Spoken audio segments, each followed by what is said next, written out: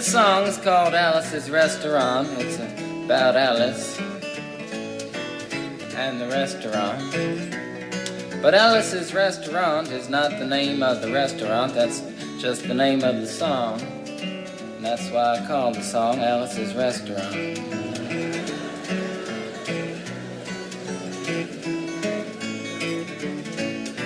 You can get anything you want at Alice's Restaurant. You can get anything you want at Alice's Restaurant. Walk right in, it's around the back, just a half a mile from the railroad track. And you can get anything you want at Alice's Restaurant. Now it all started 2 Thanksgivings ago. It was on 2 years ago on Thanksgiving when my friend and I went up to visit Alice at the restaurant. But Alice doesn't live in the restaurant. She lives in the church nearby the restaurant in the bell tower with her husband Ray and Facha the dog. And living in the bell tower like that, they got a lot of room downstairs where the pews used to be. And having all that room, seeing as how they took out all the pews, they decided that they didn't have to take out their garbage for a long time.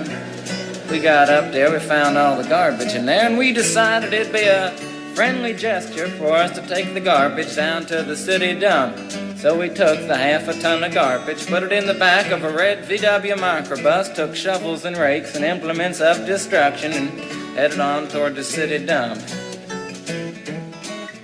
Well, we got there, and there's a big sign and a chain across the dump saying closed on Thanksgiving, and we had never heard of a dump closed on Thanksgiving before, and with tears in our eyes, we drove off into the sunset looking for another place to put the garbage. We didn't find one till we came to a side road, and off the side of the side road was another 15-foot cliff, and at the bottom of the cliff was another pile of garbage. And we decided that one big pile was better than 2 little piles, and rather than bring that one up, we decided to throw ours down. That's what we did. Drove back to the church, had a Thanksgiving dinner that couldn't be beat, went to sleep and didn't get up until the next morning when we got a phone call from Officer Obie. He said, "Kid, we found your name on an envelope at the bottom of a half a ton of garbage, and just wanted to know if you had any information about it." And I said, "Yes, sir, Officer Obie, I cannot tell a lie. I put that envelope under that garbage."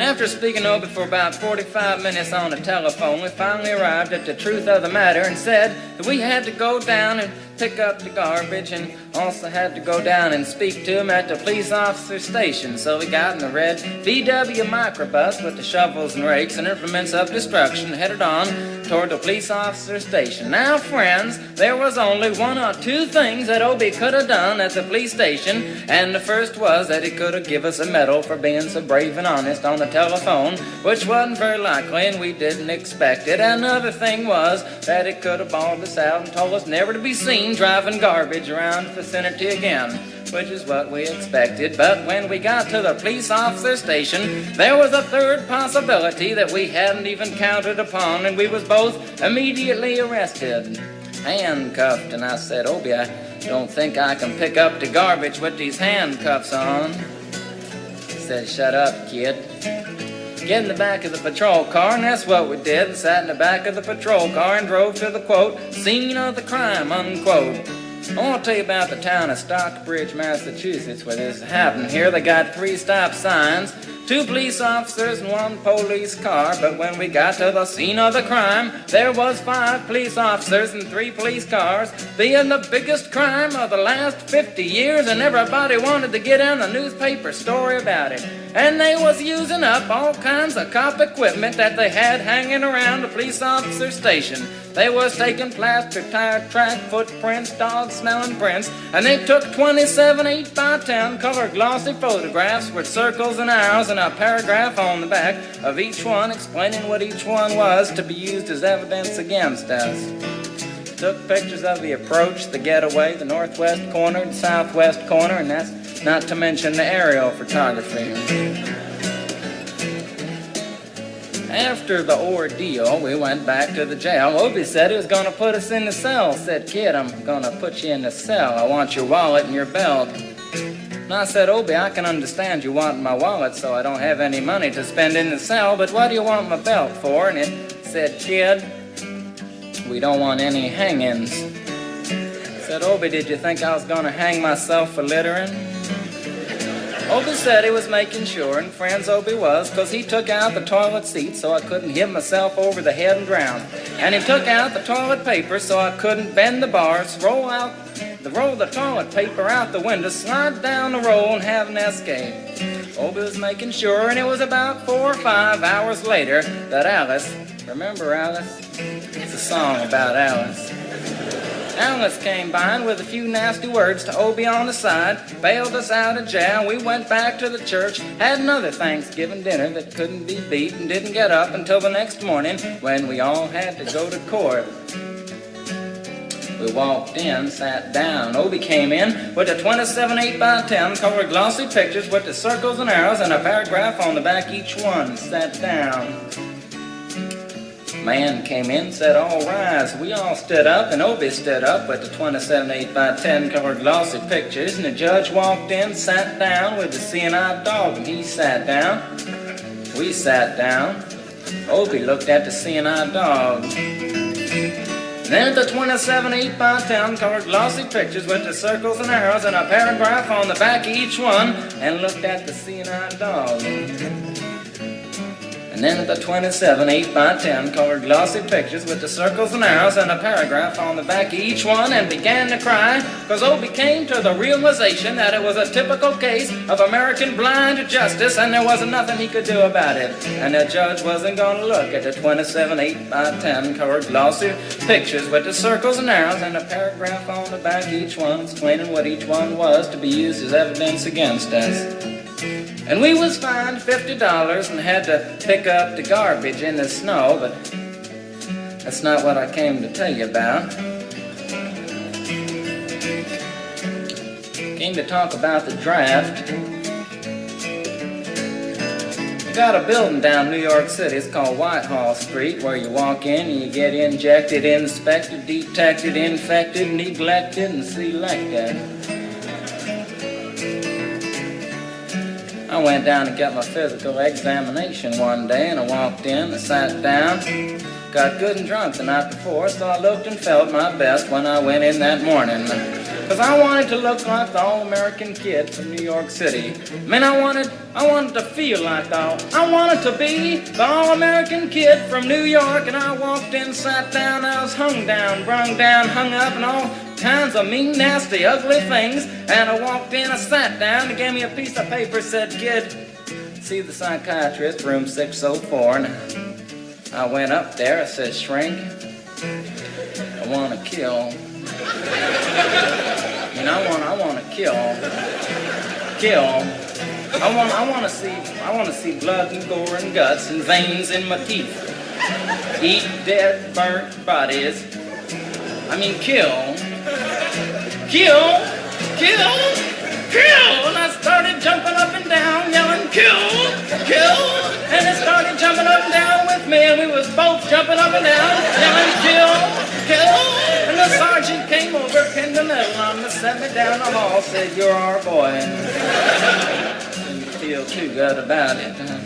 Proceeded on down the hall, getting more injections, inspections, detections, neglections, and all kinds of stuff that they was doing to me at the thing there. And I was there for 2 hours, 3 hours, 4 hours. I was there for a long time, going through all kinds of mean, nasty, ugly things, and I was just having a tough time there. And they was inspecting, injecting every single part of me, and they wasn't leaving no part untouched. Proceeded through, and when it finally came to see the very last man, I walked in, sat down after a whole big thing there, and I walked up and said, what do you want? He said, kid, we only got one question. Have you ever been arrested? And I proceeded to tell him the story of Alice's Restaurant Massacre with full orchestration and 5-part harmony and stuff like that, and then all the phenomena. Stopped me right there and said, kid, did you ever go to court?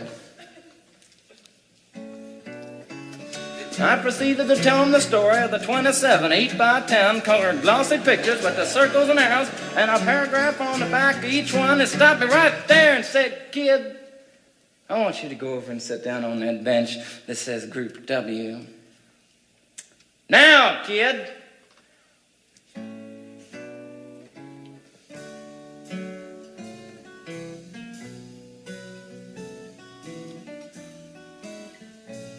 And I walked over to the bench there, and there's Group W is where they put you if you may not be moral enough to join the army after committing your special crime. And there was all kinds of mean, nasty, ugly-looking people on the bench there. As mother rapers, father stabbers, father rapers sitting right there on the bench next to me, and one, they was mean and nasty and ugly and horrible and crime-fighting guys was sitting there on the bench. And the meanest, ugliest, nastiest one, the meanest father raper of them all, was coming over to me, and he was mean and ugly and nasty and horrible and all kinds of things. And he sat down next to me and said, "Kid,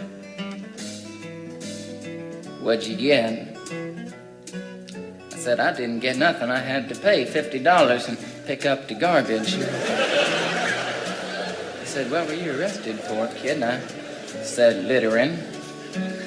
And they all moved away from me on the bench there to carry eyeball and all kinds of mean, nasty things, till I said, "And creating a nuisance." And they all came back, shook my hand, and we had a great time on the bench talking about crime, mother stabbing, father raping, all kinds of groovy things that we was talking about on the bench.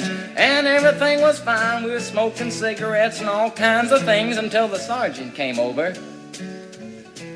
had some paper in his hand, held it up and said, "Kids, this piece of paper's got 47 words, 37 sentences, 58 words. We want to know details of the crime, time, crime, and that kind of thing. You got to say, tell about the crime, want to know the rest of the officer's name, and that kind of thing. You got to say." And it talked for 45 minutes, and nobody understood a word that he said, but we had fun filling out the forms and playing with the pencils on the bench there. And I filled out the massacre with the 4-part harmony and wrote it down there just like it was, and everything was fine. And I put down a pencil and I turned over the piece of paper, and there on the other side, in the middle of the other side, away from everything else on the other side, in parentheses, capital letters, quotated, read the following words: "Kid, you rehabilitated yourself." I went over to the sergeant and said, "Sergeant, you've got a lot of damn gall to ask me if I've rehabilitated myself. I'm sitting here on a bench. I'm sitting here on the Group W bench because you want to know if I'm moral enough to join the army, burn women, kids' houses, and villages after being a litter bug." He looked at me and said, "Kid, you don't like your kind, and we're going to send your fingerprints off to Washington, and friends, somewhere in Washington, enshrined in some little folder, is a study in black and white of my fingerprints. And the only reason I'm singing you the song now is because you may know somebody in a similar situation. Or you may be in a similar situation, and if you're in a situation like that, there's only one thing you can do, is walk into the shrink wherever you are. Just walk in and say, 'Shrink, you can get anything you want at Alice's restaurant,' and walk out. You know, if just one person does it, they may think he's really sick and they won't take him. And if two people do it in harmony, they think they're both faggots and they won't take either of them. And if 3 people do it, 3, can you imagine 3 people walking in, singing a bar, Alice's restaurant, and walking out? They may think it's an organization. And can you imagine 50 people a day? I said 50 people a day walking in, singing a bar, Alice's restaurant, and walking out. And friends, they may think it's a movement. And that's what it is. The Alice's Restaurant Anti-Massacre Movement. And all you gotta do to join is to sing it the next time it comes around on the guitar with feeling. So we'll wait till it comes around on the guitar here. Sing it when it does.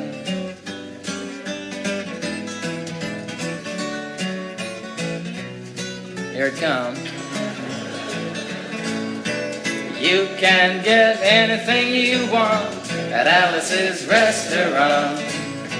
You can get anything you want at Alice's Restaurant. Walk right in, it's around the back, just a half a mile from the railroad track. And you can get anything you want at Alice's Restaurant. That was horrible. If you want to end war and stuff, you gotta sing loud. You could put a lot. I've been singing the song now for 25 minutes. I could sing it for another 25 minutes. I'm not proud or tired.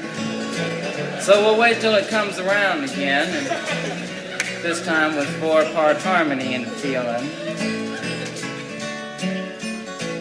We're just waiting for it to come around is what we're doing.